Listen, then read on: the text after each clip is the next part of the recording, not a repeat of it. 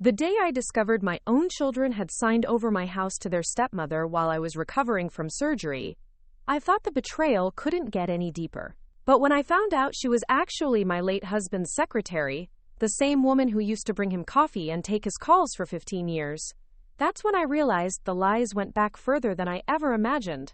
What happened next changed everything I thought I knew about my family, my marriage, and the woman I'd welcomed into my home with open arms. Before we jump back in, tell us where you're tuning in from. And if this story touches you, make sure you're subscribed. Because tomorrow, I've saved something extra special for you. My name is Ethel Washington. I'm 68 years old, and 3 months ago I thought I had everything figured out. I owned my home outright, a beautiful colonial in Richmond that my husband Marcus and I had bought 32 years ago when the kids were still small. The mortgage was paid off, the garden was thriving, and I had enough savings to live comfortably for the rest of my days. I was a retired high school English teacher. Marcus had been gone for 2 years after a heart attack, and I was finally starting to feel like myself again after the long grieving process. My children, David, who's 35, and Jessica, who's 32, both lived within an hour's drive and visited regularly. Life wasn't perfect, but it was mine, and I was grateful for the peace I'd found. The house itself was my sanctuary. 3 bedrooms, 2.5 baths, hardwood floors throughout, and a kitchen that Marcus had renovated just 5 years before he died. The back porch overlooked a quarter-acre garden where I grew tomatoes, peppers, and flowers that bloomed from spring through fall. Every corner held memories. The living room where we'd hosted Christmas mornings, the dining room where we'd celebrated birthdays and graduations, the master bedroom where I'd held Marcus's hand during his final days. The house wasn't just where I lived. It was the foundation of everything I'd built over 3 decades. Marcus had been an accountant at a mid-sized firm downtown, steady and reliable in the way that made me feel secure about our future. He worked long hours during tax season, but always came home to dinner, always helped with homework, always made sure we took a family vacation every summer. I spent the next week in a fog, going through the motions of my daily routine while my mind raced with questions I wasn't sure I wanted answered. Had Marcus been having an affair? For how long? What else had he been hiding from me? The man I'd mourned for 6 months suddenly felt like a stranger. When I finally worked up the courage to call Delilah, she answered on the 3rd ring with a voice that was cautious but not surprised. She agreed to meet me for coffee, and when I saw her sitting in the corner booth of the diner we'd chosen, she looked smaller than I remembered, almost fragile. Her dark hair was pulled back in a ponytail, and she wore a simple blue dress that made her look younger than her 47 years. When she stood to greet me, her eyes were red-rimmed, and I realized she'd been crying. We sat across from each other in awkward silence for several minutes before she finally spoke. Her voice was barely above a whisper when she said, "I loved him, Mrs. Washington. I know that doesn't make it right, but I need you to know that it wasn't just casual for either of us." She told me that their relationship had started 4 years earlier, during a particularly difficult tax season when they'd been working late nights together. She said it began as friendship, someone to talk to about the stress of work and life, and had gradually become something more. She insisted that Marcus had never spoken badly about me, that he'd been tormented by guilt about the situation, and that they'd talked many times about him leaving me, but that he could never bring himself to do it. The affair had been conducted carefully, she explained. The apartment was in both their names, but Marcus had paid for it entirely. They'd meet there 2 or 3 times a week, always in the evening after work, never on weekends or holidays. She said Marcus had been planning to tell me about the relationship after he retired, that he'd wanted to wait until the kids were more established in their own lives. She showed me pictures on her phone. Marcus in casual clothes I'd never seen, Marcus laughing at a restaurant table, Marcus holding her hand at what looked like a hotel bar. In every photo, he looked relaxed and happy in a way that I realized I hadn't seen in years. I wanted to hate her, but as she spoke, I found myself feeling something more complicated than anger. She was clearly devastated by Marcus's death, and her grief seemed as real and deep as my own. She told me that she'd been the one to find him that morning when he'd collapsed at the office, that she'd held his hand in the ambulance and had wanted desperately to be at the hospital but knew it would raise questions. She'd had to mourn him in secret, attending the funeral as just another colleague while her heart was breaking. In some twisted way, I almost felt sorry for her. When I asked her about the apartment, she said she'd been living there for 2 years and had planned to move out after Marcus's death, but her financial situation had made that impossible. She was making payments on the lease in his memory, she said, and couldn't bear to let go of the place where they'd been happy together. She offered to show me the apartment if I wanted to see it, but I declined. I wasn't ready for that level of reality. We parted that day with an uneasy truce. She promised to move out of the apartment within 60 days, and I promised not to tell the children about the affair unless absolutely necessary. It seemed like the civilized thing to do, and I was still processing my own emotions about the betrayal. I drove home feeling drained and confused, unsure whether I was mourning my husband or mourning the marriage I'd thought I'd had. But Delilah didn't move out of the apartment. 2 months later, I drove by the complex and saw her car still in the parking lot. When I called her, she apologized profusely and explained that she'd been having financial difficulties and needed more time. She promised to be out by the end of the month, and again, I agreed to wait. I was still too emotionally fragile to push for a confrontation, and part of me understood that letting go of the apartment meant letting go of Marcus, something I was still struggling with myself. Around this same time, I began having health problems. What started as persistent fatigue and occasional dizziness escalated into something more serious when I collapsed in my kitchen one Tuesday morning while making breakfast. The ambulance ride to the hospital was a blur of sirens and concerned voices, and when I woke up in the emergency room, David and Jessica were standing beside my bed with worried expressions. The doctor explained that my blood pressure was dangerously high and that I was showing signs of a minor heart episode. I would need surgery to insert a stent and would require several weeks of recovery time. The surgery was scheduled for the following week, and suddenly, my quiet, independent life was turned upside down. I would need help with daily tasks, assistance with medications, and someone to drive me to follow-up appointments. David and Jessica immediately stepped up, taking turns staying with me and coordinating my care. It was during this vulnerable time that Jessica first mentioned Delilah. "Dad's old secretary called," Jessica said one evening as she helped me organize my medications. "She heard about your surgery and wanted to know if there was anything she could do to help. She seemed really concerned about you." I felt a chill run down my spine at the mention of Delilah's name, but I tried to keep my expression neutral. I told Jessica that it was thoughtful of her to call, but that we had everything under control. But Delilah didn't stop calling. Over the next few days, she reached out to both David and Jessica, offering to help with grocery shopping, meal preparation, and household tasks. She told them that she'd been fond of their father and felt a responsibility to help his family during a difficult time. She mentioned that she lived alone and had flexible hours, making her available whenever we needed assistance. My children, who had always been impressed by Delilah's efficiency and kindness during their father's office parties, began to think of her as a godsend. The day before my surgery, Jessica approached me with a suggestion that made my stomach drop. "Mom, what if we asked Delilah to stay with you for a few days after the surgery? She's offered multiple times and she really seems to care about you." Preparing and narrating this story took us a lot of time. So if you are enjoying it, subscribe to our channel. It means a lot to us. Now, back to the story. David and I can't take that much time off work, and it would be good to have someone here who's not stressed about their own responsibilities. I wanted to say no immediately, to tell Jessica about the affair and the apartment and the credit card I'd found, but I was weak and scared and not thinking clearly. The surgery was major, and I would need constant supervision for at least a week. David worked in construction and couldn't afford to take extended time off, and Jessica was a nurse practitioner with her own patients to care for. Delilah's offer was practical, even if it made me uncomfortable. Against my better judgment, I agreed to let her help, telling myself that I could handle a few days of awkwardness in exchange for the care I needed. The surgery went well, but the recovery was harder than I'd expected. I came home weak and disoriented, unable to climb stairs or shower without assistance. Delilah arrived that first afternoon with grocery bags and a small suitcase, wearing scrubs and a professional smile. She'd taken a leave of absence from her new job to help me, she explained, and she was prepared to stay as long as I needed her.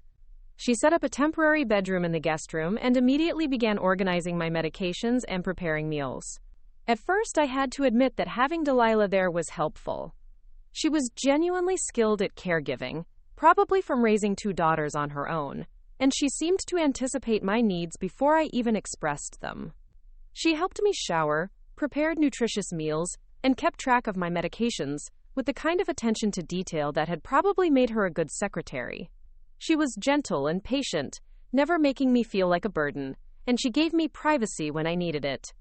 But as the days passed, I began to notice things that made me uncomfortable. Delilah seemed to know her way around my house too well, opening kitchen cabinets and finding dishes without having to ask where things were kept. She knew which TV channels I preferred and how I liked my coffee prepared. She had opinions about the way I organized my spice rack and suggestions for improving the layout of my medicine cabinet. Small things, but they added up to a feeling that she'd been in my house before, that she knew more about my life than a secretary should. One evening, while I was dozing in the living room recliner, I woke to find Delilah in Marcus's office, sitting at his desk and going through papers. When I asked what she was doing, she explained that she was looking for insurance information that might be relevant to my medical bills. She said David had asked her to help organize Marcus's paperwork, and she was just trying to be helpful. But something about the way she was sitting in his chair, the familiar way she handled his things, made me feel like I was watching someone in their own home, rather than a helpful stranger. That night, I called David to ask about the paperwork situation. He confirmed that he'd asked Delilah to help organize Dad's files, explaining that she'd offered and that her secretarial skills would be useful for sorting through financial documents. He said she'd already found several important papers that he'd been looking for, and that she seemed to have a good understanding of Dad's organizational system. I hung up feeling unsettled but unable to articulate exactly why. The next morning, I decided to test my suspicions. I asked Delilah to help me find an old photo album that I knew was stored in the back of Marcus's closet. Without hesitation, she walked directly to the closet, moved aside several boxes, and retrieved the album from its exact location. When I asked how she'd known where it was, she hesitated for a moment before saying that Marcus had mentioned it during one of their conversations at work. But her familiarity with the house was becoming impossible to ignore. Over the following days, I began to watch Delilah more carefully. She knew which floorboards creaked, which windows stuck, and which light switches controlled which lamps. She moved through my house with the confidence of someone who'd been there many times before, and I started to suspect that the affair had been more extensive than she'd initially admitted.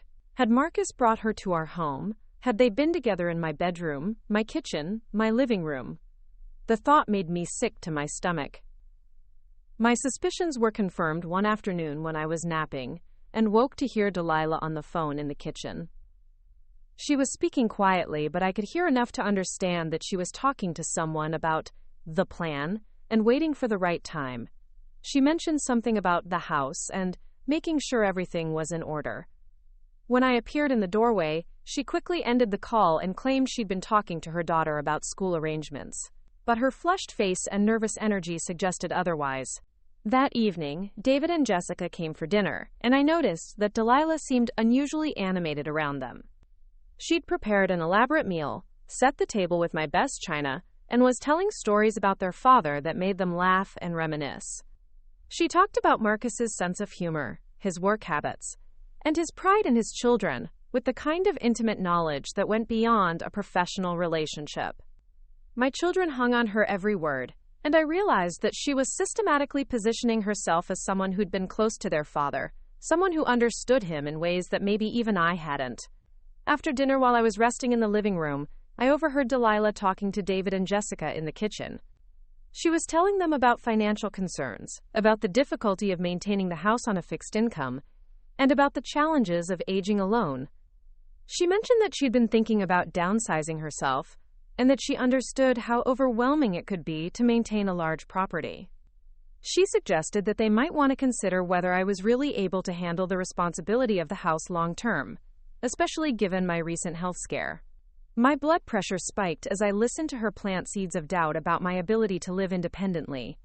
She was subtle about it, framing her concerns as caring observations rather than direct criticism, but the message was clear. I was becoming a burden, and difficult decisions would need to be made about my future. When David mentioned that they'd been worried about me living alone, Delilah nodded sympathetically and offered to help them research assisted living facilities if they thought that would be beneficial. I wanted to march into the kitchen and confront her immediately, but I was still weak from surgery and dependent on her care. I also realized that my children were genuinely concerned about my well-being, and that Delilah's suggestions seemed reasonable to them. She was positioning herself as the caring family friend who was willing to help with difficult decisions, while I was the aging parent who couldn't be trusted to make rational choices about my own life. The next morning, I made a decision that would change everything. I called my lawyer, Robert Chen, and asked him to come to the house. I told him that I wanted to review my will and make sure that my affairs were in order, but what I really wanted was a witness to what was happening in my home. Robert had been Marcus's lawyer too, and he'd handled the estate after Marcus's death. He knew the family situation and would be able to assess whether my concerns were valid. When Robert arrived, Delilah was in the kitchen preparing lunch. She greeted him warmly, almost as if she knew him, and offered him coffee with an ease that suggested she considered herself the lady of the house. Robert accepted politely, but I could see him taking note of her familiarity with the surroundings. We sat in the living room to discuss my legal documents, and I made sure to speak loudly enough for Delilah to hear our conversation about the house, my assets, and my plans for the future. During our meeting, Robert asked about my recovery and my plans for ongoing care. I explained that Delilah was helping temporarily, but that I was looking forward to regaining my independence. He nodded and then asked, seemingly casually, how long I'd known Delilah and whether she'd been helpful to the family after Marcus's death. I gave him a careful answer, saying that she'd been Marcus's secretary and had offered to help during my recovery. I could see him processing this information, and I hoped he was beginning to understand my concerns. After Robert left, Delilah seemed agitated. She asked multiple questions about why I'd needed to see a lawyer and whether there were problems with Marcus's estate that she should know about.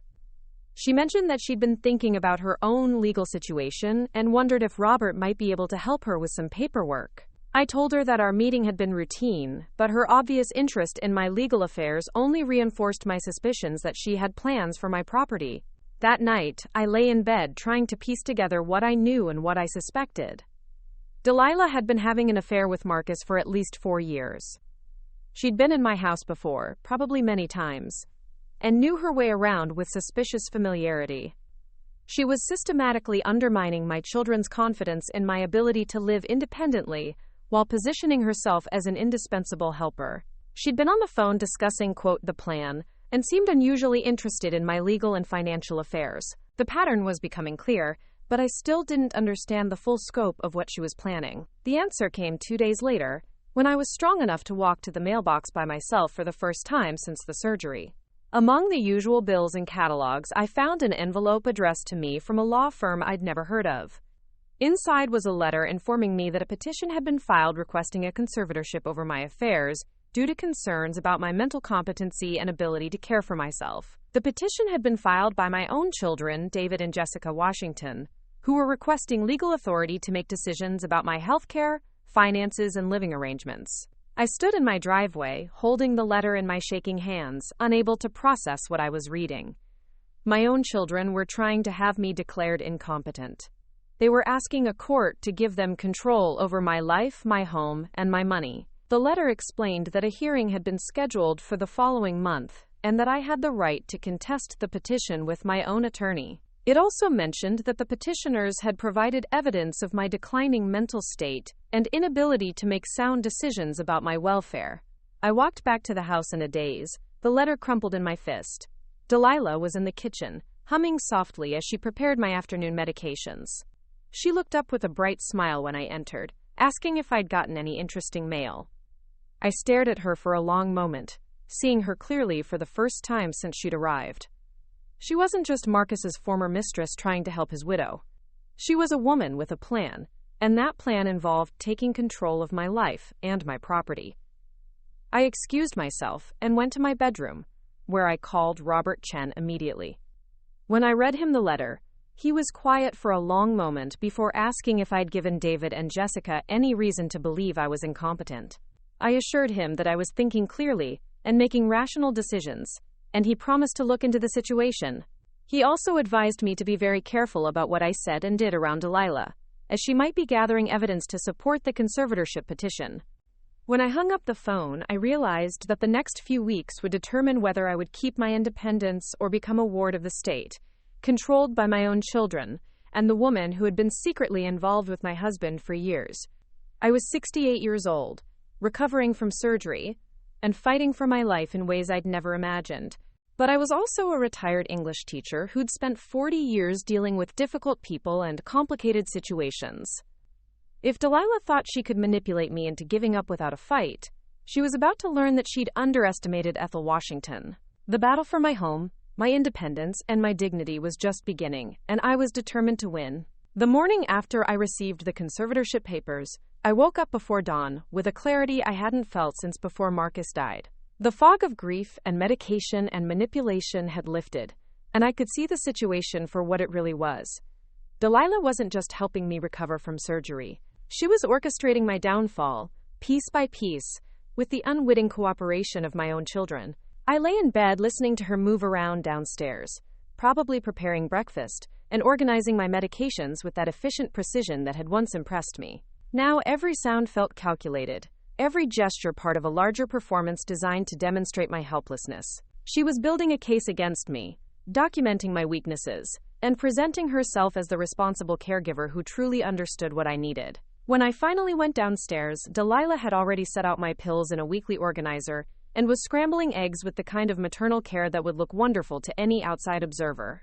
She greeted me with concern about my pale complexion and suggested that I might want to spend the day resting rather than trying to do too much too soon. Her voice was gentle, her manner solicitous, but I could hear the subtext now.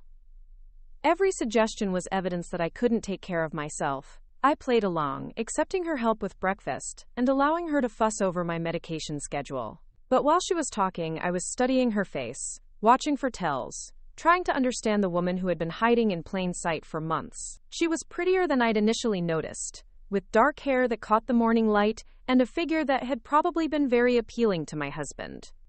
More than that, she was smart, manipulative in a way that required planning and patience. This wasn't opportunistic behavior. This was a long-term strategy. After breakfast, I told Delilah that I wanted to spend some time in Marcus's office, going through old papers and trying to get organized. She offered to help, but I insisted that I needed to do it alone, that it was part of my healing process. She nodded sympathetically and said she understood, but I caught her watching me from the hallway as I closed the office door. Marcus's desk had been his sanctuary, the one place in the house that I'd rarely disturbed even when he was alive. Now I went through every drawer, every file, every scrap of paper, looking for evidence of his relationship with Delilah, and any clues about what she might be planning. I found more credit card statements, restaurant receipts, and hotel bills that painted a picture of an affair that had been much more extensive than she'd admitted. There were also bank statements showing regular transfers to an account I didn't recognize, thousands of dollars over the course of several years. Hidden in the back of his filing cabinet, I discovered something that made my blood run cold. It was a handwritten letter from Marcus to Delilah, dated just 3 months before his death. In it, he talked about his guilt over their relationship and his fear that I would be left alone and vulnerable when he died. He mentioned his concerns about my ability to manage the house and finances on my own, and he asked Delilah to promise that she would watch over me if anything happened to him. The letter ended with a request that she help David and Jessica make difficult decisions about my care if I became unable to care for myself. I read the letter 3 times, my hands shaking with each pass. Marcus had essentially given Delilah permission to interfere in my life after his death. He'd positioned her as someone who cared about my welfare and understood my limitations. In his mind, he was probably being protective, making sure I would have support when I needed it. But he'd also given her the perfect cover story for infiltrating my family and gaining influence over my children. There were other documents in the file, including what appeared to be a draft of a new will that Marcus had never executed. In this version, he'd left a significant portion of his assets to Delilah, describing her as a close family friend who had provided years of loyal service. He'd also included provisions for her to receive the house if I became unable to maintain it, or if I needed to move to assisted living. The will was unsigned and undated, probably something he'd been considering but hadn't finalized before his death. But it showed me exactly what Delilah thought she was entitled to. I photographed everything with my phone, making sure to capture the handwritten letter and the draft will. Then I carefully put everything back exactly where I'd found it, making sure that Delilah wouldn't know I'd discovered her game plan. When I emerged from the office an hour later, she was waiting in the hallway with a cup of tea and a concerned expression. "You look upset, Ethel," she said, studying my face carefully. "Did you find something disturbing in Marcus's papers? Sometimes sorting through a deceased spouse's belongings can bring up painful memories." Her tone was perfectly calibrated, concerned but not invasive, and I realized that she was probing to see if I'd discovered anything significant. I told her that going through Marcus's things was emotionally difficult but necessary, and that I was grateful for her patience while I worked through the process. She nodded and suggested that I might want to take a nap, that emotional stress could be taxing for someone still recovering from surgery. Again, the subtext was clear. I was fragile, overwhelmed, unable to handle normal responsibilities. That afternoon, while Delilah was grocery shopping, I called Robert Chen and asked him to come to the house immediately. When he arrived, I showed him the photographs I'd taken and explained what I'd discovered about Marcus's relationship with Delilah and her apparent plans for my property. Robert studied the documents carefully, particularly the draft will and the letter asking Delilah to watch over me. "This is very concerning, Ethel," he said finally. "It appears that Miss Santos has been planning this for some time, and she's using your late husband's words to justify her actions. The conservatorship petition suddenly makes more sense. If she can convince a court that you're incompetent, and if your children support that claim, she could potentially gain control of your assets through them." Robert explained that conservatorship cases often involved family members who genuinely believed they were acting in the best interests of an aging relative. David and Jessica probably thought they were helping me by filing the petition, especially if Delilah had been providing them with evidence of my declining abilities. The challenge would be proving that I was competent while also exposing Delilah's manipulation without seeming paranoid or delusional. We spent the next hour developing a strategy. Robert would contest the conservatorship petition and request an independent medical evaluation to prove my competency. I would begin documenting Delilah's behavior and gathering evidence of her manipulation. Most importantly, I would need to have honest conversations with David and Jessica about what was really happening, even if it meant revealing their father's affair and the true nature of Delilah's relationship with our family. When Delilah returned from shopping, she seemed surprised to find Robert's car in the driveway. She came inside carrying grocery bags and wearing a carefully neutral expression, but I could see the tension in her shoulders. She greeted Robert politely and asked if everything was all right, if there were legal problems she should be aware of. Robert responded professionally, saying that he was just helping me organize some estate matters, but I could see him studying her reaction. After Robert left, Delilah was unusually quiet during dinner preparation. She asked several indirect questions about my meeting with the lawyer, wondering if there were issues with Marcus's estate that might affect my financial situation. She mentioned that she'd been thinking about her own future and whether she needed to make long-term plans for employment and housing. I kept my responses vague, but I could tell she was fishing for information about my legal position. That evening, David called to check on my recovery, and I could hear the concern in his voice when he asked about my energy levels and mental clarity. When I told him I was feeling much better and was looking forward to resuming my normal activities, he seemed surprised. He mentioned that Delilah had expressed worry about my emotional state and my ability to handle stress. She'd apparently told him that I seemed confused and overwhelmed when dealing with Marcus's paperwork, and that she was concerned about my decision-making abilities. I felt a surge of anger at how smoothly she was manipulating my own son, but I forced myself to stay calm. I told David that going through Marcus's belongings was naturally emotional, but that I was handling it well and didn't need anyone to make decisions for me. I also mentioned that I'd been meeting with Robert Chen to make sure my own legal affairs were in order, and that I was planning to be more proactive about managing my life going forward. There was a pause before David responded, and when he did, his voice carried a note of uncertainty. "Mom, Jessica and I have been talking, and we're just worried about you living alone in that big house. Maybe it would be good to consider some alternatives, just to make sure you're safe and have the support you need." I realized that Delilah had been working on both of my children, planting seeds of doubt about my capabilities, and preparing them to accept the idea that I needed more supervision than I was willing to admit. The next morning, I decided to test my suspicions about how much Delilah knew about my house and my routines. I told her that I wanted to reorganize my jewelry collection and asked if she would help me move some boxes from the bedroom closet. Without hesitation, she went directly to the specific shelf where I kept my jewelry box and reached for a small wooden container that held my most valuable pieces. When I asked how she'd known where to look, she claimed that she'd noticed it while helping me organize my medications, but her immediate knowledge of my personal belongings suggested she'd been through my things before.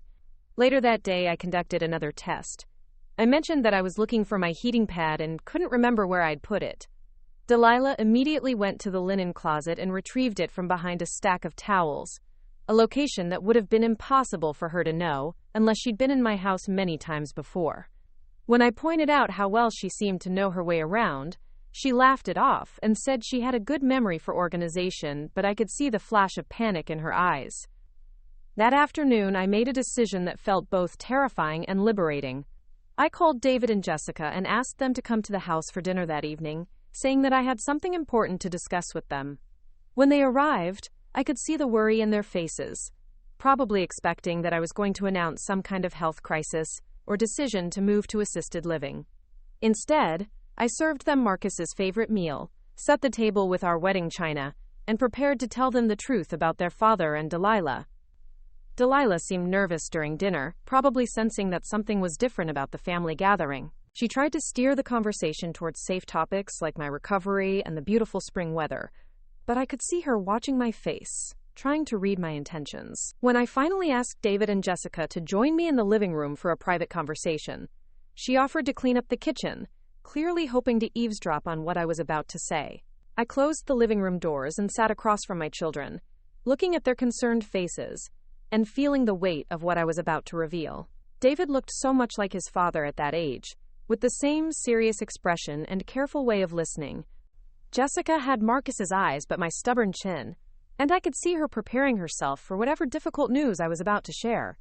"I need to tell you something about your father and Delilah," I began, my voice steadier than I'd expected. "They were having an affair for the last 4 years of his life. She wasn't just his secretary. She was his mistress, and she's been lying to all of us about the nature of their relationship." The silence that followed was deafening. David's face went completely blank, as if he was processing information that didn't compute. Jessica's mouth fell open, and I could see her mentally reviewing every interaction she'd ever had with Delilah, every kind gesture and helpful suggestion, looking for signs of deception she'd missed. I told them about finding the credit card statements and the apartment, about my conversation with Delilah and her promises to move out that she'd never kept. I explained how she'd known her way around our house with suspicious familiarity, and how she'd been systematically undermining their confidence in my abilities, while positioning herself as an indispensable caregiver. I showed them the photographs I'd taken of Marcus's letter and the draft will, watching their faces as they began to understand the scope of the deception. Jessica was the first to speak, her voice tight with anger. "She's been playing us this whole time. Every conversation we've had about your care, every suggestion about the house being too much for you to handle, every offer to help with difficult decisions. She's been manipulating us into thinking you can't take care of yourself." David was quieter, but I could see the fury building behind his careful expression. "The conservatorship petition," he said slowly. "She suggested that we file it. She said it was the responsible thing to do, that we needed legal authority to make sure you got the care you needed. She even gave us the name of the lawyer who filed the paperwork." I felt vindicated, but also heartbroken as I watched my children realize how thoroughly they'd been deceived. They'd acted out of love and concern, believing they were protecting me, not knowing that they were being used as weapons against my independence.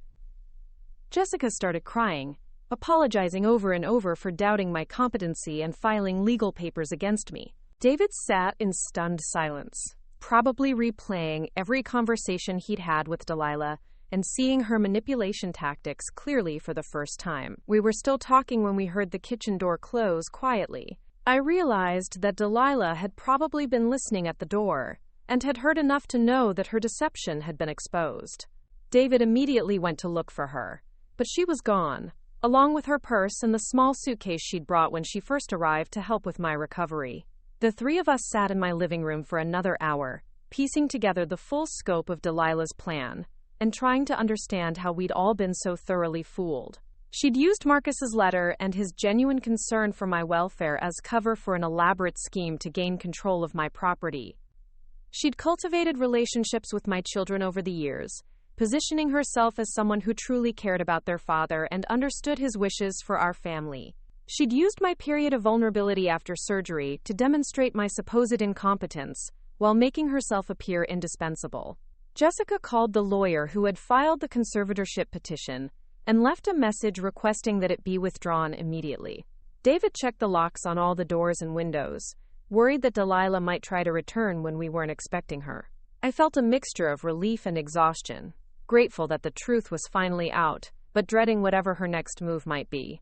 That night, I lay in bed replaying the events of the past few weeks and marveling at how close I'd come to losing everything.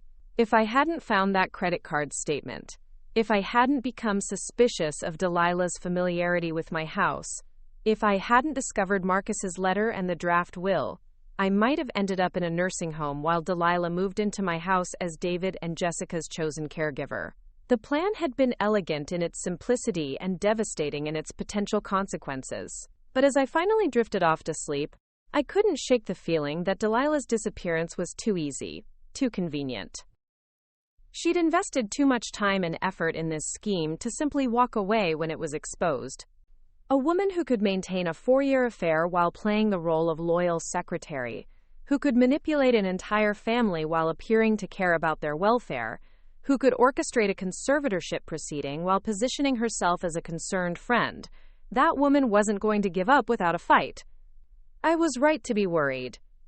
The next morning, I woke up to find David standing in my kitchen with a grim expression and a manila envelope in his hands. "Mom," he said, his voice tight with barely controlled anger. "You need to see this." It was taped to my front door when I left for work this morning.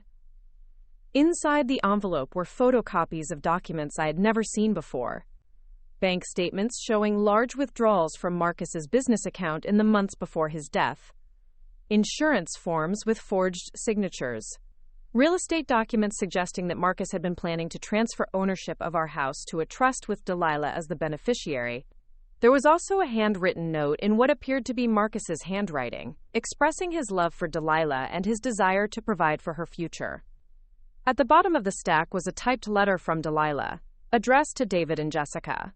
In it, she claimed that I had discovered these documents and had threatened to destroy them to cover up Marcus's financial mismanagement.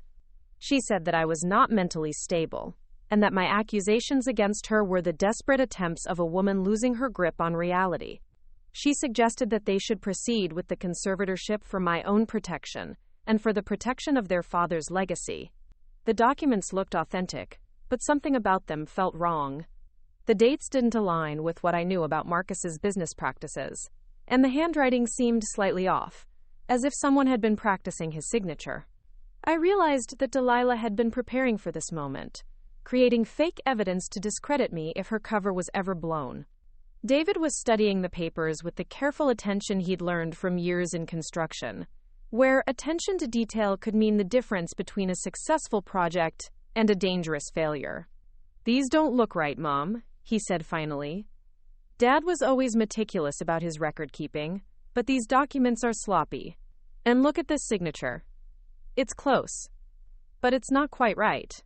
Jessica arrived an hour later, and together we went through every document in Delilah's package, comparing them to authentic papers from Marcus's files. The forgeries were good, but they weren't perfect. The bank account numbers didn't match Marcus's actual accounts, and the real estate documents referenced properties that didn't exist. Delilah had been counting on our emotional vulnerability and limited knowledge of Marcus's business affairs to prevent us from examining the evidence too closely.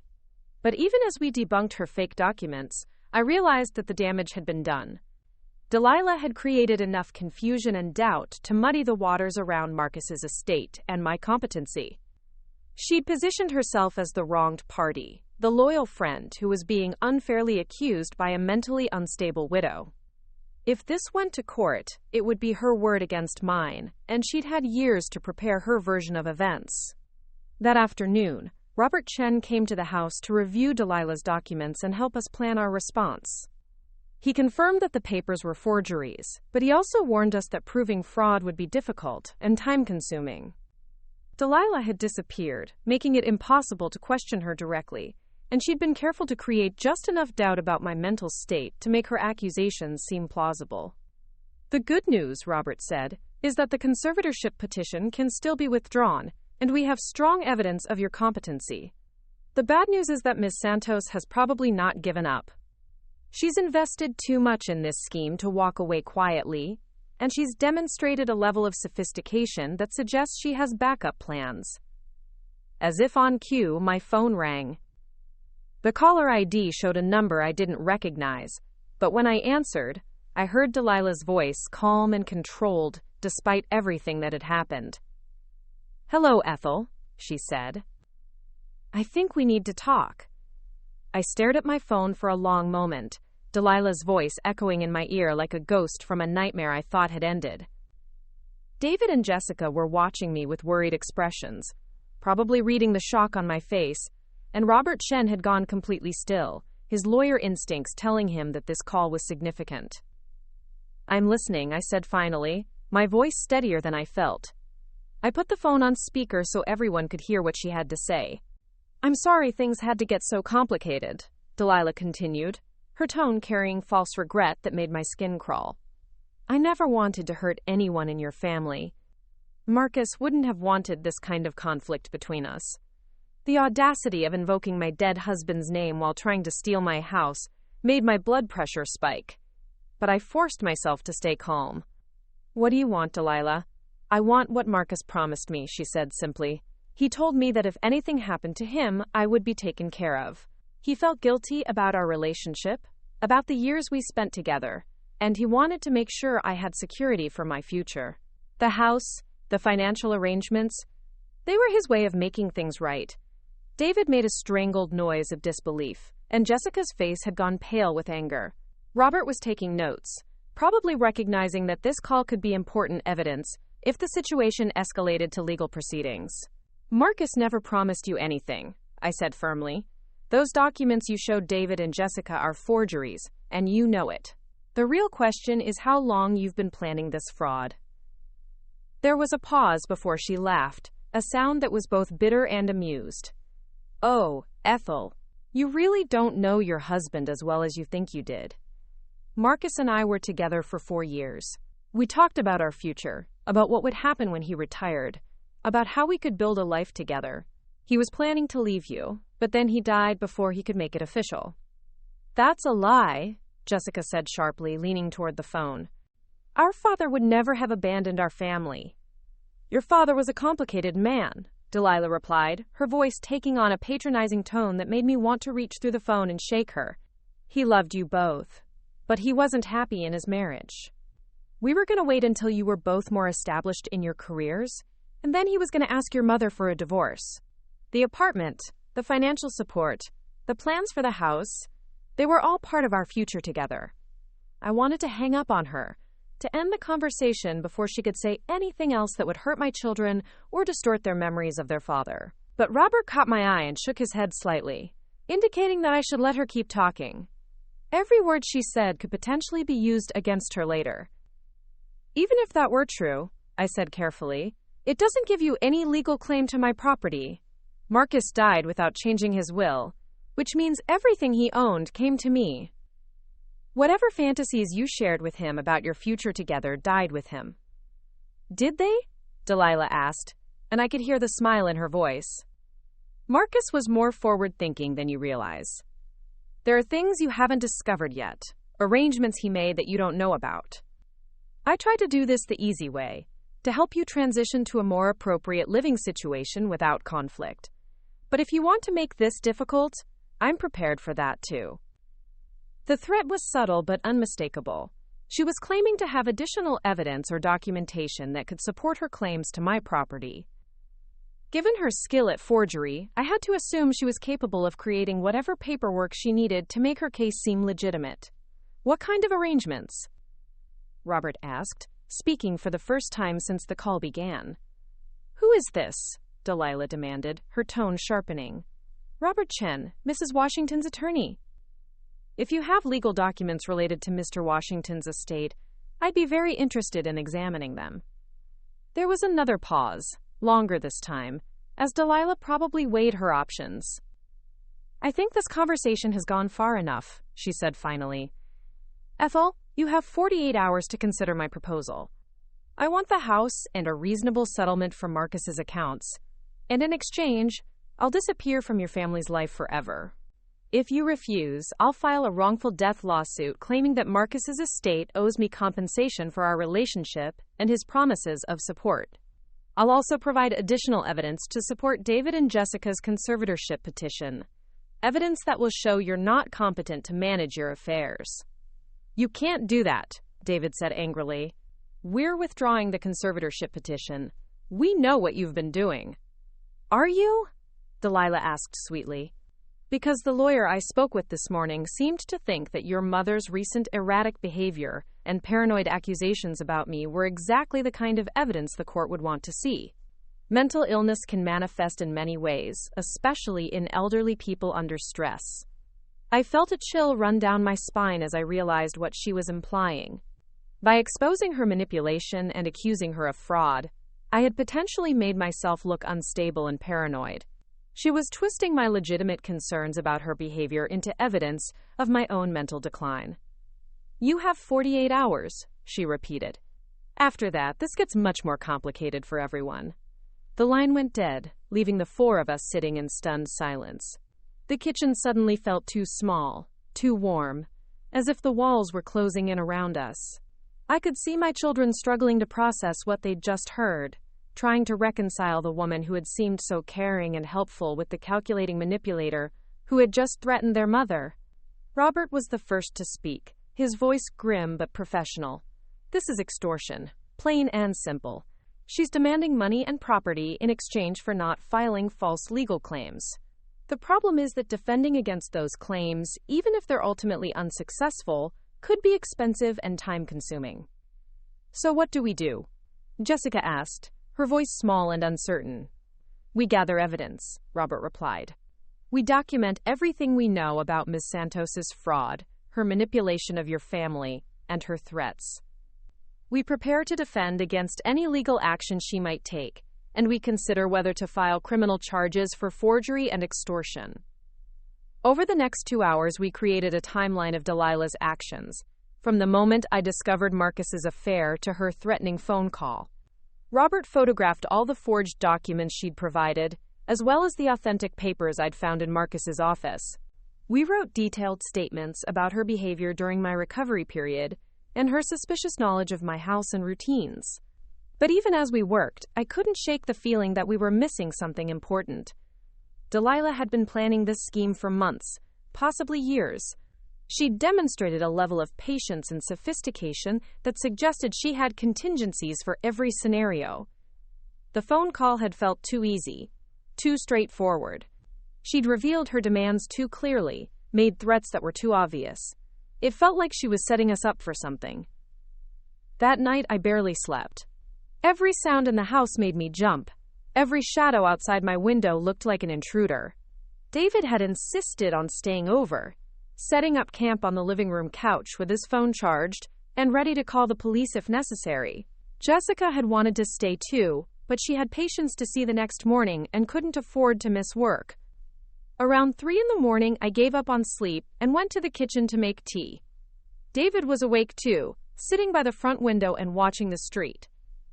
We sat together in comfortable silence, both of us processing the events of the past few days and trying to prepare for whatever was coming next. I keep thinking about Dad, David said finally, wondering how much of what she said was true. Did he really want to leave you? Was he planning to divorce you and marry her? I'd been dreading this conversation, but I knew it was inevitable. I don't know, I admitted. Your father and I had problems, like any couple married for 30 years. We'd grown apart in some ways, become more like roommates than lovers. But I never thought he was unhappy enough to leave. Maybe that's why he felt so guilty, David suggested. Maybe he wanted to be with her but couldn't bring himself to break up the family. That would explain why he wrote that letter asking her to watch over you. He might have seen it as a way to take care of both of you. The idea that Marcus had been genuinely torn between his loyalty to our family and his feelings for Delilah was almost more painful than the simple betrayal. It suggested that our marriage had been hollow for years, that he'd been staying with me out of duty rather than love. But it also meant that his request for Delilah to help me had been sincere, not part of her manipulation. "It doesn't matter now," I said firmly. "Whatever your father felt or planned, Delilah has taken his words and twisted them into something he never intended. She's using his guilt and his concern for my welfare as justification for stealing my home and my independence." David nodded, but I could see the questions still churning in his mind. The revelation of his father's affair had shattered his understanding of our family history, and he was struggling to reconcile the man he'd admired with the husband who had betrayed his mother. The next morning brought a new crisis. Jessica called at 7 a.m., her voice tight with panic. "Mom, someone broke into my apartment last night. They didn't take anything valuable, but they went through all my papers. My birth certificate, my college transcripts, my employment records, everything was pulled out and scattered around. My blood ran cold as I realized what was happening. Delilah wasn't just threatening to file legal claims against me. She was gathering information about my children, probably looking for leverage she could use against them. If she could find evidence of financial problems, legal troubles, or personal vulnerabilities, she could use that information to support her claims about our family's dysfunction." "Did you call the police?" I asked. "Yes, but they said it looked like someone was searching for specific documents rather than trying to steal anything. They're treating it as a burglary, but they don't have much to go on. No fingerprints, no witnesses, no obvious signs of forced entry." David immediately left to check his own apartment, and when he called an hour later, his voice was grim. "Same thing happened here. Whoever did this knew exactly what they were looking for. All my financial records, my work contracts, my insurance papers, everything was pulled out and examined. The pattern was clear. Delilah was conducting surveillance on my entire family, gathering intelligence that she could use to support her legal claims or to identify weaknesses she could exploit. The break-ins had been professional, careful, designed to gather information without leaving evidence. I called Robert Chen immediately and told him what had happened. He was quiet for a long moment before speaking. "This escalates things significantly. If Ms. Santos is behind these break-ins, she's committed multiple felonies. But it also suggests that she's more desperate than we realized, and desperate people make dangerous decisions." Robert advised us to install security systems immediately and to be extremely careful about our daily routines. He also suggested that we consider going to the police with what we knew about Delilah's extortion and fraud, even though proving her involvement in the break-ins would be difficult. But before we could take any action, Delilah made her next move. At 10 a.m., a process server arrived at my door with a thick stack of legal papers. Delilah had filed a civil lawsuit against Marcus's estate, claiming that he had promised to marry her and leave her a substantial inheritance. She was demanding half of all marital assets, including the house, and she was requesting an emergency injunction to prevent me from selling or transferring any property until the case was resolved. The lawsuit was accompanied by a motion to reinstate the conservatorship proceedings, supported by affidavits from healthcare workers who claimed to have observed erratic behavior during my recent surgery. There were also statements from neighbors who alleged that they'd seen me acting confused and disoriented, though I couldn't imagine who would have said such things. Most devastating of all was a psychiatric evaluation report that claimed I was suffering from grief-induced dementia and was not competent to make legal or financial decisions. The report was signed by a doctor I'd never met, based on observations I'd never participated in, but it looked official and detailed enough to be convincing to someone who didn't know the truth. Robert arrived within an hour of the papers being served, his face grim as he reviewed the mountain of documentation Delilah had assembled. "This is sophisticated legal warfare," he said. "She's attacking on multiple fronts simultaneously, using forged documents and false testimony to create a comprehensive case against you. Even though we know it's all fabricated, defending against this will require significant time and resources." "How is she paying for all this?" Jessica asked. "Lawyers, fake documents, psychiatric reports. This must be costing thousands of dollars." That was an excellent question, and one that had been bothering me as well. Delilah had been working as a secretary, living in a modest apartment, and supporting 2 teenage daughters. The sophisticated legal strategy she was pursuing would require substantial financial resources and professional connections that didn't match her apparent circumstances. "I think she's had help," I said slowly. "This is too complex, too well coordinated for someone acting alone. She's either been planning this for years with professional assistance, or she has partners we don't know about." Robert nodded thoughtfully. "That's possible. Fraud schemes of this magnitude often involve multiple participants with different areas of expertise. Someone with legal knowledge to craft the documents, someone with medical connections to create false psychiatric reports, someone with the financial resources to fund the operation." The implications were chilling. If Delilah was part of a larger criminal organization that specialized in elder fraud, then my situation might be just one of many similar cases. I could be dealing with professional con artists who had refined their techniques through multiple victims. That afternoon, I made a decision that surprised everyone, including myself. Instead of hunkering down and preparing for a defensive legal battle, I decided to go on the offensive. I called the investigative unit of the local police department and reported Delilah for fraud, extortion, and conspiracy. I provided them with copies of all the forged documents, recordings of her threatening phone calls, and detailed statements about her manipulation of my family. The detective assigned to the case was a woman named Sarah Martinez, probably in her 40s, with the kind of calm competence that comes from years of dealing with complicated crimes. She listened to my story with professional skepticism at first, probably thinking she was dealing with a confused elderly woman making accusations against someone who had tried to help her. But as I showed her the evidence, her attitude shifted. The forged documents were clearly fraudulent to someone with experience in criminal investigations. The timeline of Delilah's actions showed a pattern of deliberate manipulation. Most importantly, the break-ins at David and Jessica's apartments suggested a level of criminal sophistication that went beyond simple civil fraud. "Mrs. Washington," Detective Martinez said finally, "I think you're dealing with something much bigger than a personal dispute over your late husband's estate. The techniques being used here match patterns we've seen in organized elder fraud operations. These groups target recently widowed women with significant assets, using romantic or caregiving relationships to gain access to their finances."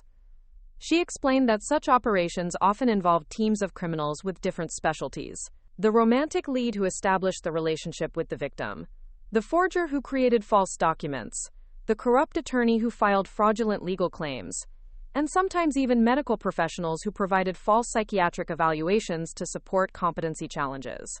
"If this woman is part of such a group," Detective Martinez continued, "then your husband may not have been the only target. She may have been cultivating relationships with multiple potential victims, waiting for the right opportunity to strike." The idea that Marcus's affair might have been part of a calculated crime rather than a genuine emotional connection was somehow both comforting and horrifying. It meant that his betrayal had been less personal, that he'd been manipulated by a professional con artist. But it also meant that Delilah was far more dangerous than I'd realized. Detective Martinez promised to investigate Delilah's background and look for connections to other similar cases. She also arranged for increased police patrols around my house and my children's homes, and she provided us with contact information for immediate emergency response. But even with police protection, I couldn't shake the feeling that Delilah was still several steps ahead of us. She'd had months to plan this operation, and she'd demonstrated an ability to adapt and escalate when her initial plans were disrupted. The legal documents she'd filed were designed to tie up my assets for months, possibly years, while she continued to pressure me into settling on her terms. That evening, as I was reviewing the lawsuit paperwork with Robert, my phone rang again. This time, the caller ID showed my own home number, which should have been impossible since I was sitting in my own kitchen holding my landline phone. I answered cautiously, and Delilah's voice filled the room once again. "Hello, Ethel? I hope you've had time to consider my offer." "How are you calling from my own phone number?" I demanded. "Technology is wonderful these days," she replied with amusement. "You can make any number appear on someone's caller ID. I thought you might be avoiding calls from numbers you didn't recognize."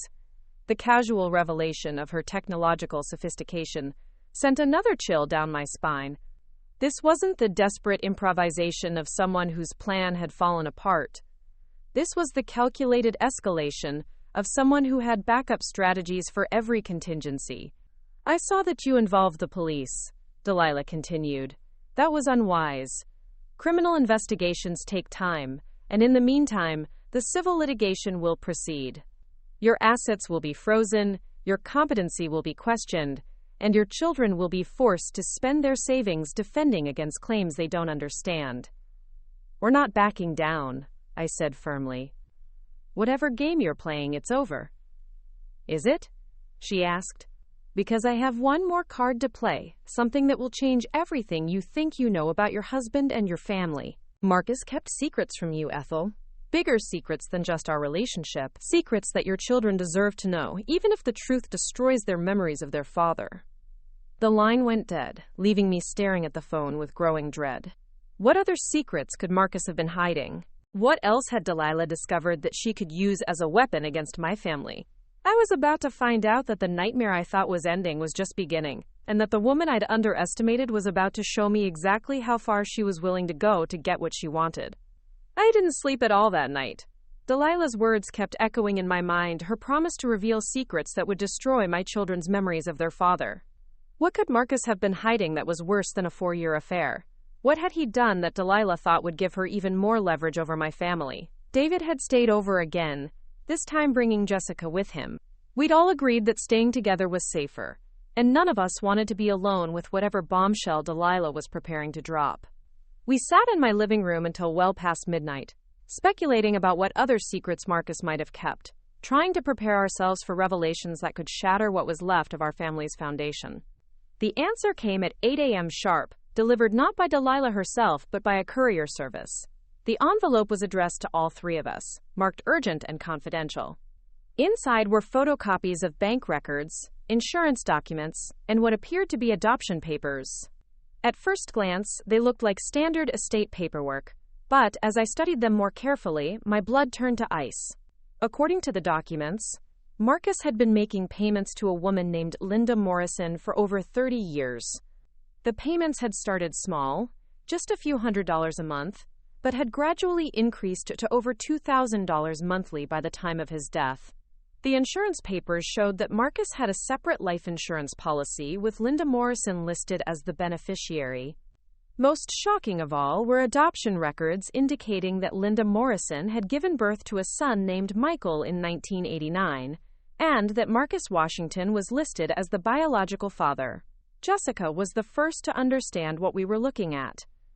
"These are saying that Dad had another child," she whispered, her face pale with shock. "A son who would be about 26 now." David grabbed the papers from her hands, studying them with the desperate hope that they might be forgeries like everything else Delilah had produced. But these documents looked different from her previous fakes. They were older, some dating back decades, with the kind of wear and aging that would be difficult to fabricate convincingly. "If this is real," David said slowly, "it means Dad was paying child support for a kid we never knew existed. It means we have a half-brother who's been out there our whole lives, and Dad never told us about him." The implications were staggering.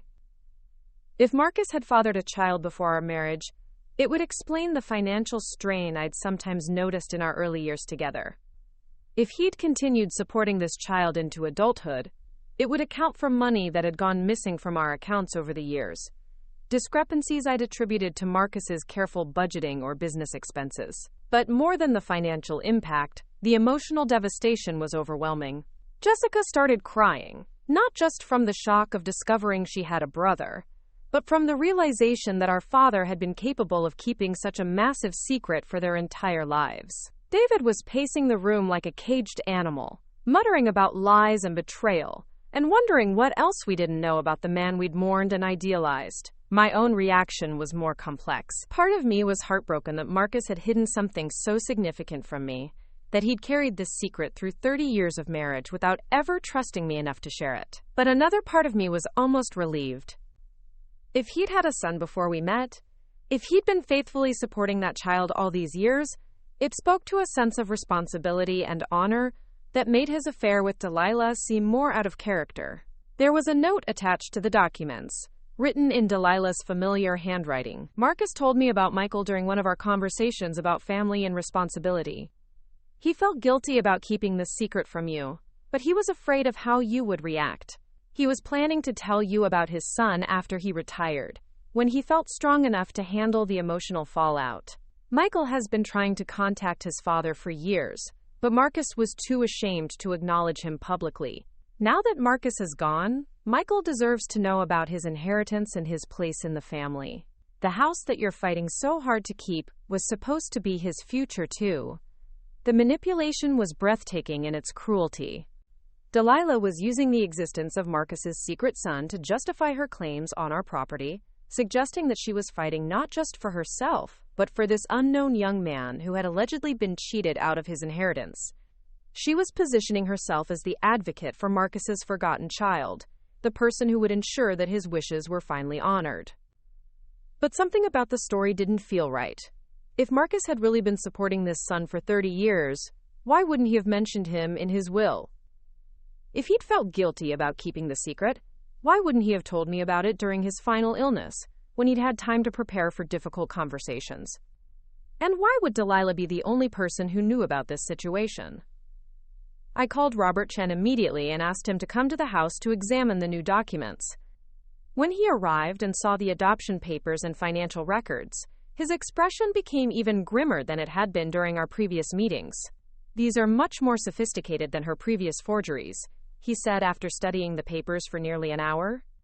"The dates are consistent, the paper looks authentically aged, and the signatures appear to match samples of your husband's handwriting from different periods. If these are fakes, they were created by someone with considerable skill and resources." "But they could still be fabricated?" Jessica asked hopefully. "Possibly," Robert replied. "But we would need expert analysis to be certain, and that could take weeks. In the meantime, if this Michael Morrison really exists, and if he can prove that Marcus was his father, he would have a legitimate claim to a portion of the estate." The legal implications were staggering. If Marcus had an unacknowledged son, that son would be entitled to inherit as much as David and Jessica under state law. The house, the bank accounts, the insurance policies, everything I thought belonged to me and my children would have to be divided with this stranger who might or might not even exist. "We need to find out if Michael Morrison is real," I said finally. "If Delilah is using a fictional person to support her claims, that's fraud. But if he really exists, we need to know what his relationship with Marcus actually was." David immediately began searching online for any trace of Michael Morrison, while Jessica called the adoption agency listed on the paperwork to see if they could verify the records. I contacted Detective Martinez to inform her about this new development and to ask if her investigation had uncovered any evidence of Marcus's alleged secret son. Within an hour, we had our first breakthrough. David found a Michael Morrison on social media who was the right age and lived in a city about 3 hours away. His profile picture showed a young man with Marcus's eyes and chin, and his timeline included several posts about searching for his biological father. Most telling of all was a post from just 2 weeks after Marcus's death, expressing frustration about not being able to make contact with family members who didn't know he existed. Jessica's call to the adoption agency was less conclusive. The woman she spoke with confirmed that they had handled adoptions in 1989, but she couldn't provide specific information about individual cases without proper legal authorization. However, she did say that their records from that period were complete and that they would cooperate with any legitimate investigation. Detective Martinez was the most helpful. She told me that her preliminary investigation into Delilah's background had uncovered some interesting information. Delilah Santos had worked as a secretary for several different companies over the past 15 years, and in at least 2 cases, she'd left her employment shortly before elderly executives had died under suspicious circumstances. She'd also been involved in a civil lawsuit 5 years ago, claiming that a former boss had promised to leave her money in his will. "The pattern is becoming clear," Detective Martinez explained. Ms. Santos appears to specialize in targeting older men in positions of authority, establishing personal relationships with them, and then claiming inheritance rights after their deaths. The sophistication of her current operation suggests that she's refined her techniques over time. But the detective also had disturbing news about Michael Morrison. "We ran a background check on the young man your son found online," she said. "He's real, and his adoption records appear to be legitimate. More importantly, he's been in contact with a legal aid organization about establishing paternity and inheritance rights. He believes that Marcus Washington was his biological father, and he's been trying to prove it for several years." The revelation that Michael Morrison was real and had been independently searching for Marcus changed everything. It meant that at least part of Delilah's story was true, that Marcus really had kept a massive secret from our family. But it also raised new questions about how Delilah had learned about Michael, and why she was inserting herself into his quest for recognition. That afternoon, I made a decision that would have seemed impossible just a week earlier. I asked Robert to contact Michael Morrison directly and invite him to meet with our family. If he really was Marcus's son, if he had a legitimate claim to part of the estate, then we needed to deal with that reality honestly, rather than allowing Delilah to use him as a weapon against us. Michael agreed to drive down that evening, and when he arrived at my house at 7 p.m., the family resemblance was unmistakable. He was tall like Marcus, with the same serious expression and careful way of speaking. But he was also nervous and defensive, clearly unsure of how he would be received by the family that had never known he existed. "I want you to know that I never intended to disrupt your lives," he said as we sat in my living room, the same room where I'd told David and Jessica about their father's affair just days earlier. "I've been trying to find my biological father for years, but I never wanted to cause problems for his other family." Michael told us his story with quiet dignity. His mother, Linda Morrison, had been young and unmarried when she'd become pregnant with Marcus's child. Marcus had been starting his career as an accountant, and Linda had been working as a receptionist at a business where he was consulting. They'd had a brief relationship, and when Linda discovered she was pregnant, Marcus had accepted responsibility, but had made it clear that he wasn't ready for marriage or public acknowledgement of the child. "My mother said he was a good man who was just scared," Michael explained. "He set up the adoption through a private agency, but he insisted on maintaining financial support. He paid child support faithfully for 18 years, and then he continued helping with my college expenses and other needs. My adoptive parents knew about the arrangement and were grateful for his support. The financial records Delilah had provided were accurate.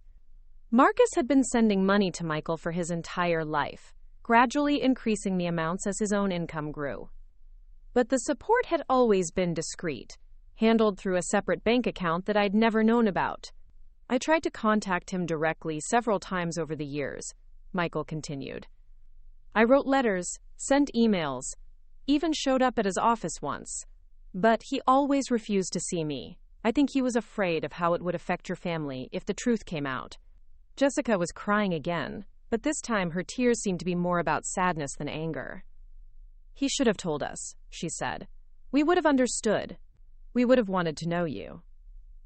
David was more reserved, but I could see him studying Michael's face, looking for connections to their shared father. "How did you find out that he died?" he asked. "I have a Google alert set up for his name," Michael replied. "When the obituary appeared online, I tried to contact the funeral home, but they said only immediate family was being notified about arrangements. I've been trying to figure out how to approach your family ever since." "And how does Delilah Santos fit into all this?" I asked.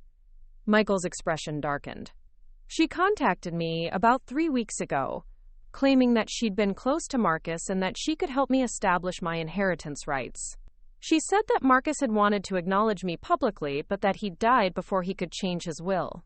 She offered to help me get legal representation in exchange for supporting her own claims against the estate." The picture was becoming clearer. Delilah had somehow discovered Marcus's secret son, probably through her access to his files during their affair, and had decided to use Michael's legitimate claim to bolster her own fraudulent demands. She was positioning herself as his advocate, while actually exploiting his desire for recognition and inheritance. "She told me that your family would never accept me, that you would fight any attempt to include me in the estate," Michael continued. "She said the only way I would get what Marcus owed me was if we worked together to challenge your mother's control of the assets. That's not true, David said firmly. If you're really our father's son, then you're our brother. We wouldn't try to cheat you out of what's rightfully yours. Michael looked surprised by David's acceptance, as if he'd been expecting hostility and rejection. Delilah said you would say that, but that you wouldn't follow through when it came to actually dividing the property. I realized that Delilah had been manipulating Michael just as thoroughly as she'd manipulated my family. She'd convinced him that we were greedy and hostile, while presenting herself as his only ally in a fight for justice. She'd used his legitimate desire for recognition to support her illegitimate claims on Marcus's estate.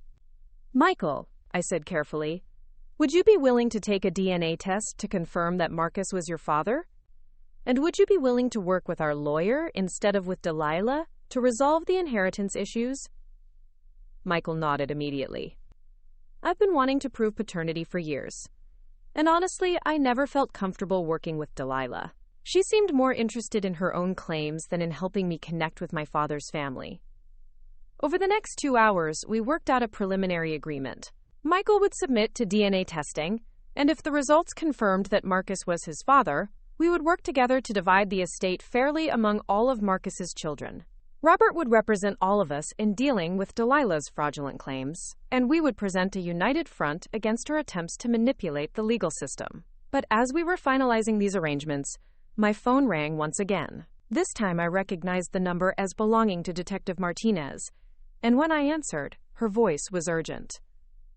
Mrs. Washington, we have a problem. We've been monitoring Delilah Santos's activities, and we believe she's planning to escalate her campaign against you tonight. We found evidence that she's purchased airline tickets for tomorrow morning, suggesting that she's preparing to flee the area after making one final move.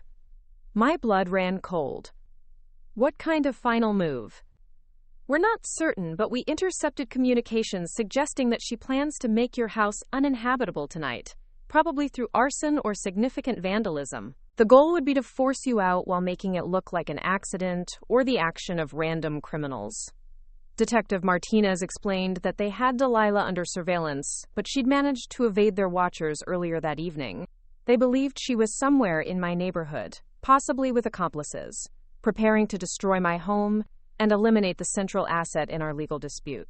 You need to leave the house immediately, the detective continued. Take your family and go to a hotel for the night. We'll have officers stationed around the property, but we can't guarantee your safety if you stay there. I looked around my living room, at the house where I'd lived for 32 years, where I'd raised my children and mourned my husband. The idea of being driven from my own home by a criminal who was trying to steal everything I'd worked for filled me with rage that was stronger than my fear. No, I said firmly. I'm not running away from my own house. If Delilah wants a fight, she can have one. But she's not going to burn down my home and walk away with my life. David and Jessica immediately protested, arguing that the risk was too great and that no property was worth risking our lives. But Michael surprisingly supported my decision. This woman has been manipulating all of us, he said quietly. She used my desire to connect with my father's family to support her own criminal schemes. She's destroyed your trust in each other and turned what should have been a family reunion into a legal battle. If we run away now, she wins everything. Detective Martinez was reluctant to support our decision to stay, but she agreed to position officers around the house and to coordinate with us if Delilah made any move against the property. Robert called for additional security guards, and we spent the next hour preparing the house for a potential siege. We turned on every exterior light, set up cameras at all the entrances, and made sure we had multiple ways to communicate with the police if something went wrong. Most importantly, we gathered all the evidence we'd collected about Delilah's fraud in one place, ready to be preserved even if she succeeded in destroying the house. As midnight approached, the tension in the house was almost unbearable. We took turns watching the windows, jumping at every sound from outside, wondering if every shadow might be Delilah or one of her accomplices. The irony wasn't lost on me that I was defending my home alongside the secret son whose existence had been hidden from me for his entire life. At 12:47 a.m., our vigil was rewarded. David spotted movement in the backyard, near the garden shed where I kept my lawnmower and gardening tools. He called Detective Martinez immediately, and within minutes, we could see police officers moving through the darkness toward the intruder. What happened next was both anticlimactic and deeply satisfying. Delilah was caught red-handed carrying a gasoline can and matches, apparently planning to set fire to my garden shed in the hope that the flames would spread to the house. She wasn't alone either. 2 accomplices were arrested trying to break into my basement, probably planning to disable the electrical system or water pipes to make the house uninhabitable. When the police brought Delilah to the front of the house in handcuffs, she looked directly at me through the living room window with an expression of pure hatred. The mask of helpful concern and professional competence was completely gone, replaced by the face of someone who had been thwarted in a carefully planned crime. Detective Martinez came to the door to update us on the arrests. "We found evidence in her car that supports all of your allegations," she said. "Forged documents, fake identification cards, and what appears to be a detailed plan for taking over your property. We also found communications with the accomplices about similar schemes they've pulled in other states." The investigation that followed revealed the full scope of Delilah's criminal enterprise. She was part of a sophisticated fraud ring that specialized in elder abuse, targeting recently widowed women with significant assets. The group included corrupt lawyers, medical professionals willing to provide false psychiatric evaluations, and skilled forgers capable of creating convincing fake documents. Marcus had not been Delilah's first victim, nor would I have been her last. The financial records found in her possession showed that she'd been simultaneously working on similar schemes in 3 different states, cultivating relationships with vulnerable targets, and preparing to strike when opportunities presented themselves. The revelation that much of Delilah's story had been fabricated was both vindicating and deeply disturbing. Her relationship with Marcus had been real, but it had been calculated from the beginning. She had targeted him specifically because his position as an accountant gave him access to information about wealthy clients, and because his guilt over his secret son made him emotionally vulnerable to manipulation. The legal resolution took several more months, but the outcome was everything I could have hoped for. Delilah and her accomplices were convicted on multiple charges, including fraud, extortion, forgery, and attempted arson. The civil lawsuit against Marcus's estate was dismissed with prejudice, and all of her fraudulent claims were invalidated. More importantly, the DNA test confirmed that Michael was indeed Marcus's son, and we worked together to divide the estate fairly among all of Marcus's children. Michael inherited a third of the house, the bank accounts, and the insurance policies, but he chose to take his share in cash rather than forcing a sale of the family home. The process of getting to know Michael was both healing and bittersweet. He had Marcus's intelligence and work ethic, but also a gentleness and openness that reminded me of David and Jessica at his age. Learning about his life, his struggles, and his accomplishments helped fill in missing pieces of Marcus's story and gave me a better understanding of the man I'd been married to for 30 years. Michael told us stories about the letters Marcus had written to him over the years, awkward but heartfelt messages that showed a father trying to maintain connection with a son he couldn't publicly acknowledge.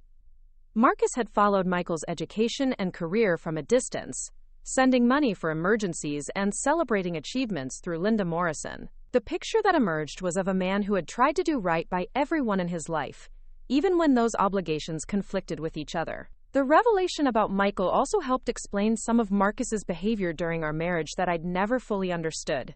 His careful attention to finances, his reluctance to take expensive vacations, his insistence on maintaining a separate savings account that he never fully explained. He'd been supporting 2 families simultaneously, trying to provide for his secret son, while also caring for the wife and children who knew nothing about his other obligations. In the end, learning about Marcus's affair and his secret son changed my understanding of our marriage, but it didn't destroy my love for him or my respect for his memory. He'd made choices that hurt me, but he'd also tried to honor his responsibilities to everyone he cared about, even when that meant carrying impossible burdens of guilt and secrecy. The house that Delilah had tried so hard to steal remained my home, but it felt different now. It was no longer just the place where Marcus and I had built our life together. It was also the inheritance that would pass to David, Jessica, and Michael, the foundation for a family that was larger and more complicated than I'd ever imagined. 6 months after Delilah's arrest, I hosted Thanksgiving dinner for the first time since Marcus's death. David and Jessica were there, of course, along with their partners and children. But so was Michael, with his wife and infant daughter. The dining room table that had once felt too large and empty was now crowded with laughter and conversation, filled with people who shared Marcus's blood and my love. As I looked around the table that evening, watching my children and grandchildren enjoy the meal I'd prepared in the kitchen Marcus had renovated, I felt something I hadn't experienced in years: complete peace. The woman who had tried to destroy my family and steal my home was in prison where she belonged. The secrets that had haunted our family for decades were finally in the open, and the house that I'd fought so hard to keep was exactly what it should be: a place where family gathered, where love endured, and where the past and future came together in the warmth of shared meals and shared memories. Delilah had tried to use Marcus's guilt and my vulnerability to steal everything I'd built over a lifetime. But in the end, her schemes had only made my family stronger, my home more precious, and my understanding of love more complete. She'd intended to leave me with nothing, but instead, she'd given me more than I'd ever dared to hope for. A son I'd never known I had, and the knowledge that even flawed love is still love, still worth protecting, still worth fighting for with everything you have. The months following Delilah's arrest brought a strange kind of normalcy to my life. But it was a normalcy built on foundations that had been completely rebuilt. Every morning when I woke up in my own bed, in my own house, I felt a gratitude so profound it sometimes brought tears to my eyes. The simple act of making coffee in my kitchen, of watering the plants in my garden, of sitting on my back porch watching the sunrise, had become precious in ways I'd never imagined before almost losing them. The legal proceedings dragged on longer than anyone had expected. Delilah's case had attracted the attention of federal investigators, who discovered that her fraud ring had been operating across multiple states for over a decade. They'd identified at least 12 other victims, mostly elderly widows who had lost their homes, their savings, and in some cases their lives, to the sophisticated schemes orchestrated by Delilah and her accomplices. Detective Martinez kept me informed about the investigation's progress, and what she told me was both horrifying and validating. The level of planning that had gone into Delilah's operation was staggering. They'd had detailed psychological profiles of potential victims, carefully researched financial backgrounds, and even medical professionals on their payroll who would provide false psychiatric evaluations to support competency challenges. "You were very lucky, Mrs. Washington," Detective Martinez told me during one of our regular updates. "Most of their previous victims never figured out what was happening until it was too late. Your instincts and your willingness to fight back probably saved not just your own assets, but prevented them from targeting other families in this area." The federal prosecutor handling the case had asked me to testify at Delilah's trial, and the preparation for that testimony forced me to relive every detail of her manipulation and deception. Working with the prosecution team, I had to reconstruct the timeline of her infiltration into my family, documenting every lie, every calculated gesture of false kindness, every step in her plan to isolate me from my children and steal my independence. The hardest part wasn't recounting her crimes, but acknowledging how completely she'd fooled me. Despite all my years as a teacher, despite my experience reading people and understanding human nature, I'd been taken in by her performance. She'd played the role of the caring secretary, the helpful friend, the concerned caregiver, with such skill that I'd actually felt grateful for her presence in my life. But as I worked through the details with the prosecutors, I began to understand that my response to Delilah's manipulation hadn't been weakness or naivete. She was a professional criminal who had refined her techniques through years of practice. The emotions she'd triggered in me, the guilt and confusion and self-doubt, were exactly what she'd intended to create. Recognizing her deception and fighting back when I did had actually required considerable strength and clarity. The trial itself was both cathartic and exhausting. Sitting in that courtroom, watching Delilah in her orange jumpsuit, I felt a complex mixture of anger, pity, and relief. The woman who had seemed so powerful and threatening when she was manipulating my family looked smaller and more pathetic when stripped of her carefully constructed persona. She was just another criminal who had chosen to prey on vulnerable people rather than build an honest life. When I took the stand to testify, I looked directly at Delilah as I recounted her crimes. I wanted her to see that I was no longer the confused, grieving widow she'd tried to exploit. I was a strong woman who had survived her worst efforts and was now helping to ensure that she would never hurt another family the way she'd tried to hurt mine. The prosecution had built an overwhelming case against her. They had the forged documents, the recorded phone calls, the evidence of her attempted arson, and testimony from multiple victims across several states.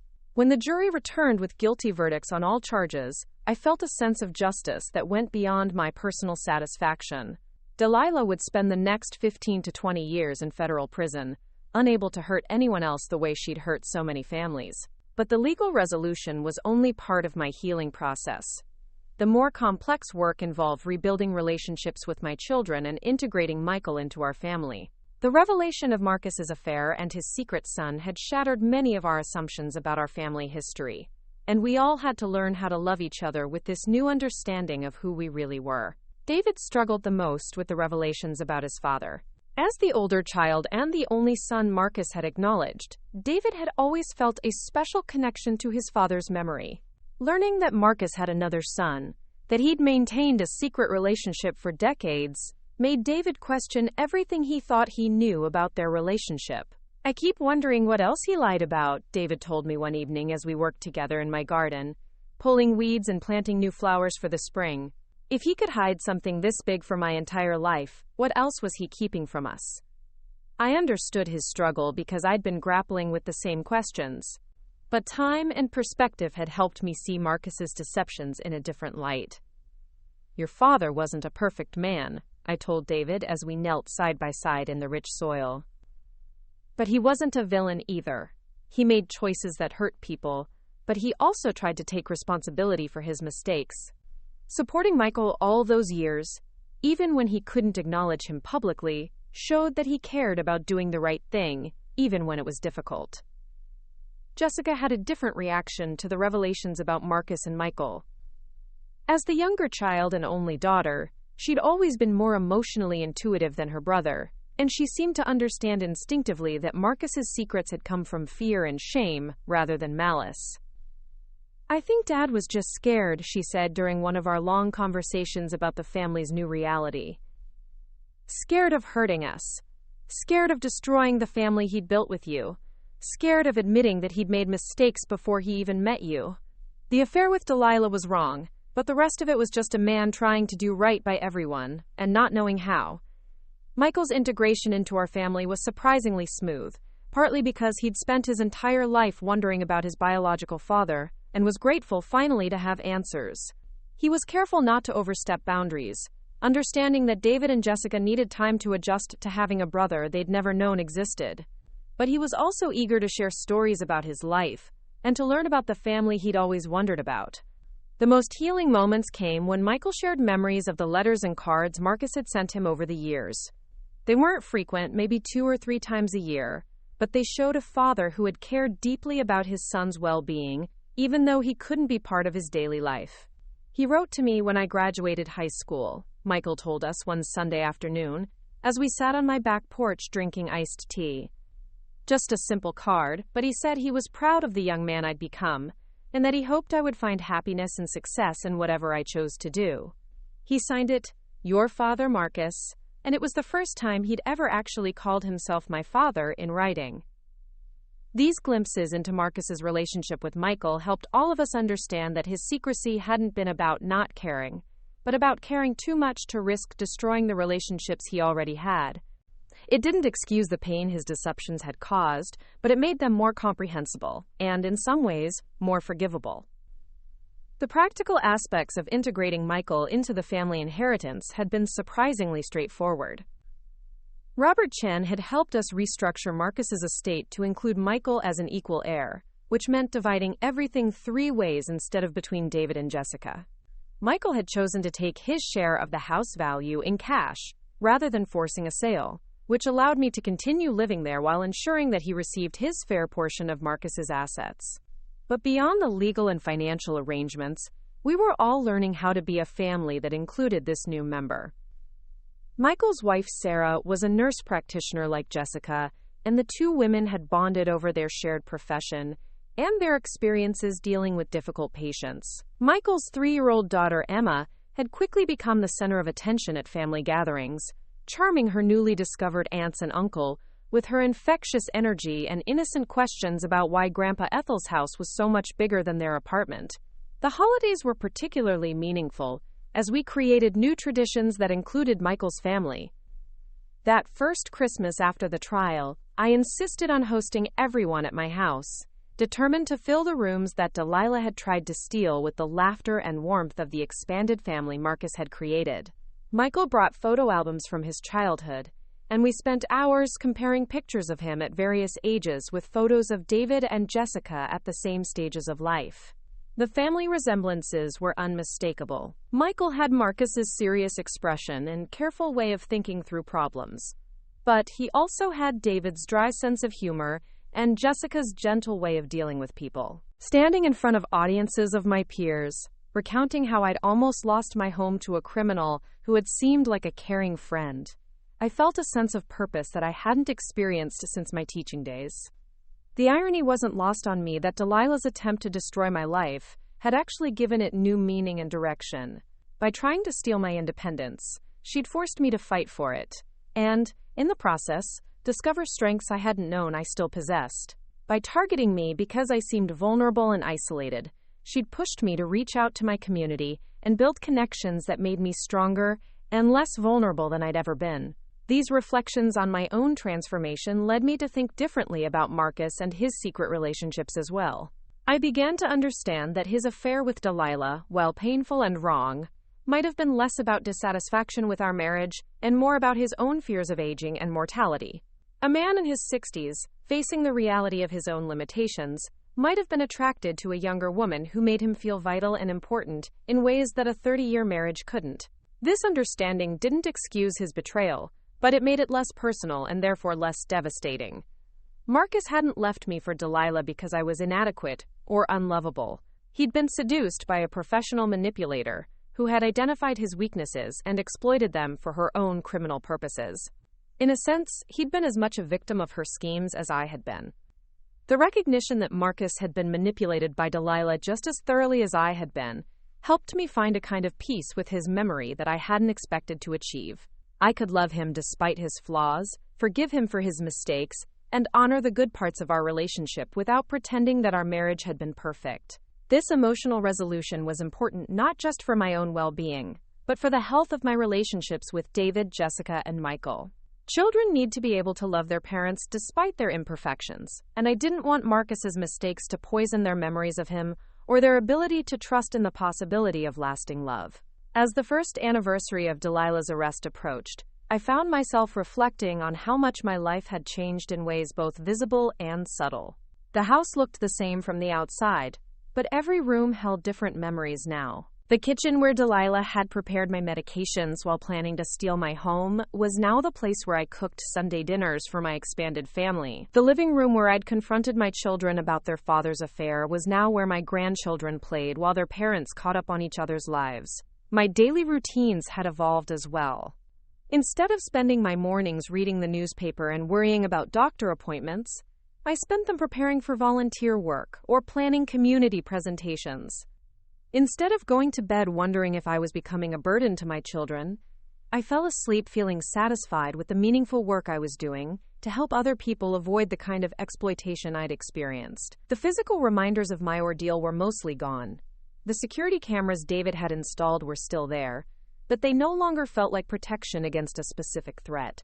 They were just a sensible precaution for a woman living alone in a large house. The locks Delilah had penetrated so easily had been replaced with more sophisticated systems, but I rarely thought about them anymore. More significant were the emotional changes that weren't visible to casual observers. I walked through my house with a confidence I hadn't felt in years, secure in the knowledge that it truly belonged to me, and that no one could take it away through manipulation or legal trickery. I spoke with my children as equals rather than as dependents. Our relationships strengthened by having survived a crisis together, rather than weakened by secrets and misunderstandings. The relationship with Michael continued to deepen as we learned more about each other and about the father we'd shared in different ways. He'd started bringing his family for weekly dinners, and watching Emma play in the same backyard where David and Jessica had grown up created a sense of continuity that transcended the disruptions of the past year. Michael had also become an unexpected bridge between me and Marcus's memory. Having spent his entire life wondering about his biological father, he was hungry for stories about Marcus's personality, his interests, his way of looking at the world. Through Michael's questions, I found myself remembering positive aspects of my marriage that had been overshadowed by the revelations about the affair and the secret son. "What was he like when you first met him?" Michael asked during one of our conversations. "Was he funny? Was he romantic? Did you know right away that you wanted to marry him?"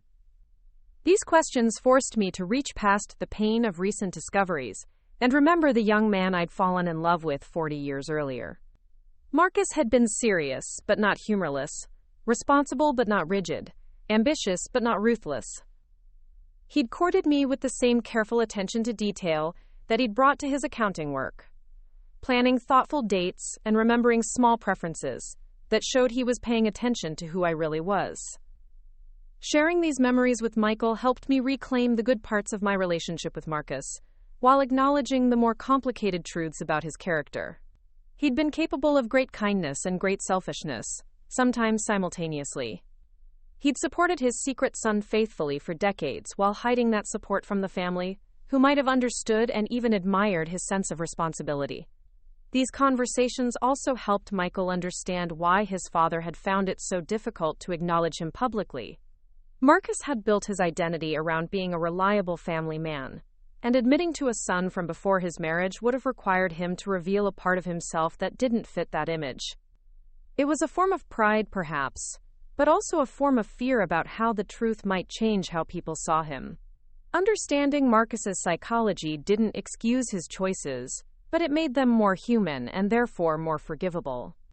He hadn't been a villain or a saint, just a flawed man trying to do right by everyone in his life, while lacking the courage to be completely honest about his obligations and relationships. As I prepared to mark the first anniversary of the night Delilah had tried to burn down my house, I decided to host a celebration rather than a memorial. I invited not just my immediate family, but also Detective Martinez, Robert Chen, and several of the other elder fraud victims I'd met through my volunteer work.